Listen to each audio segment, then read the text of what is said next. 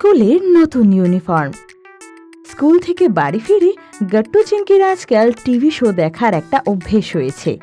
School days বলে একটা শোতে দেহরাদুনের একটা বোর্ডিংয়ের কিছু ছাত্রদের ঘটনা দেখানো হয়, আর গট্টু চিংকির সেই বোর্ডিং স্কুল, হোস্টেল আর সেখানকার অ্যাডভেঞ্চার দেখতে খুব ভালো লাগে।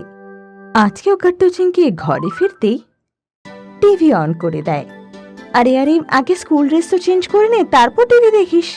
ততক্ষণে স্কুল এপিসোডের অর্ধেক এপিসোড শেষ। আমি আজকের এপিসোড মিস করতে পারবো না। এমন কি আছে এই শোতে? এটাতে একটা বোর্ডিং স্কুল আর এখানকার স্টুডেন্টদের স্টোরি আছে মা। আমার বন্ধুরাও তো রোজ এই শো এর ব্যাপারে কথা বলে। আচ্ছা আচ্ছা, ঠিক আছে, আমি ততক্ষণ তোদের জন্য খাবার বানিয়ে আনছি।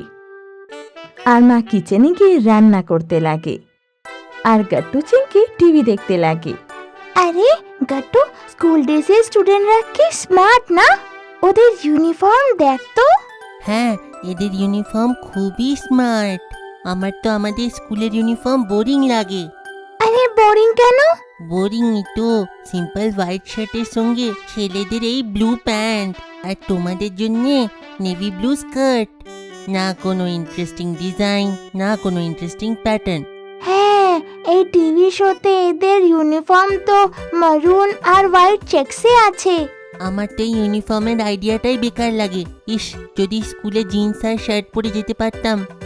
আরে না গট্টু, স্কুলে তো ইউনিফর্ম থাকা উচিত।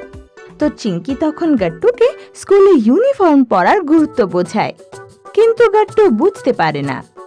বিকেল বেলায় গট্টু বন্ধুদের সাথে খেলতে যায়, আর চিংকি মায়ের সাথে শপিং করতে বাজারে যায়। ক্রিকেট গ্রাউন্ডে বল ধরার জন্য গট্টুকে ডাইভ করতে হয়, এতে ওর জামা ছিঁড়ে যায়। আরও সঙ্গে সঙ্গে ঘরে এসে চিংকিকে কল করে, কারণ চিংকি এখনো মায়ের সাথে শপিং করছিল।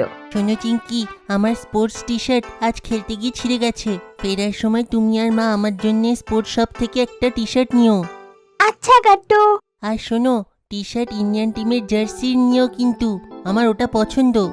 হ্যাঁ বাবা, আমি জানি। তারপর চিংকি আর মা গট্টুর জন্য ইন্ডিয়ান টিমের জার্সি নেয়, যেখানে বিরাট কোহলির নাম লেখা ছিল।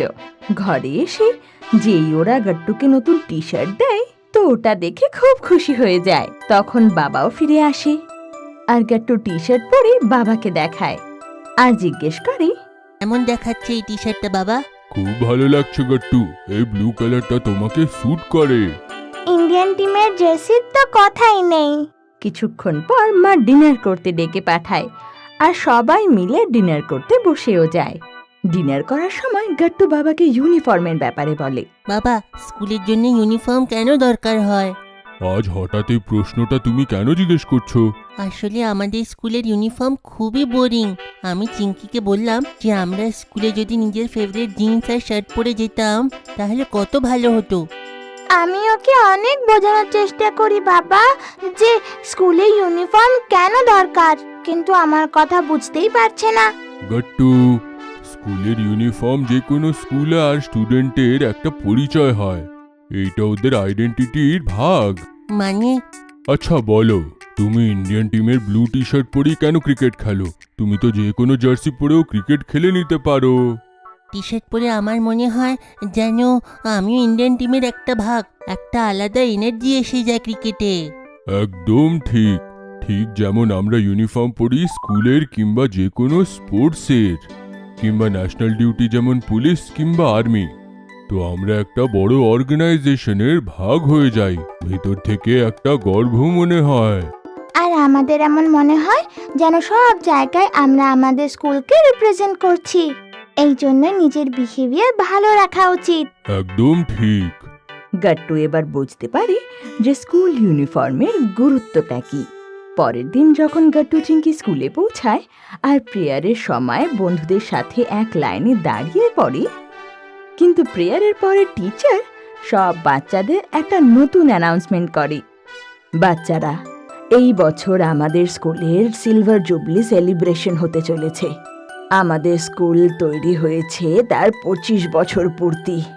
সব বাচ্চারা তালি বাজায়, আর এই সিলভার জুবলিকে ভালোভাবে সেলিব্রেট করার জন্য আমরা নতুন লোগো আর নতুন ইউনিফর্ম বানিয়েছি স্কুলের নতুন ইউনিফর্ম স্কুলের রিটেল স্টোরে অ্যাভেলেবল আছে। আর নেক্সট মানডে থেকে সেই নতুন ইউনিফর্ম পরেই আসবে তোমরা, বুঝলে?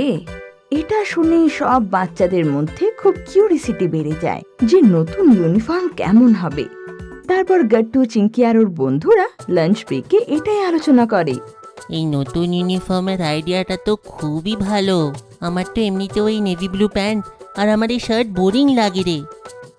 যদি আমাদের স্কুলের ইউনিফর্ম আমাদের ওই শোয়ের ড্রেসের মতো হয়ে যায়? স্কুল ডেজে যে স্কুল ইউনিফর্ম আমরা সবাই দেখি সেইটা না খুবই স্মার্ট দেখায়। শনিবার মা, বাবা আর গাট্টু, চিঙ্কি স্কুলের ইউনিফর্ম কিনতে যায়। ওখানে সবাই প্রথমবার ইউনিফর্ম দেখতে পায় আর গাট্টু, চিঙ্কি নেভি ব্লু এর বদলে ডার্ক গ্রে কালারের ইউনিফর্ম দেখে। এইটা দেখে গাট্টু, চিঙ্কি খুব খুশি হয় আর পরের দিন স্কুলে রেডি হয়ে যাওয়ার জন্য তৈরি হয়ে যায়।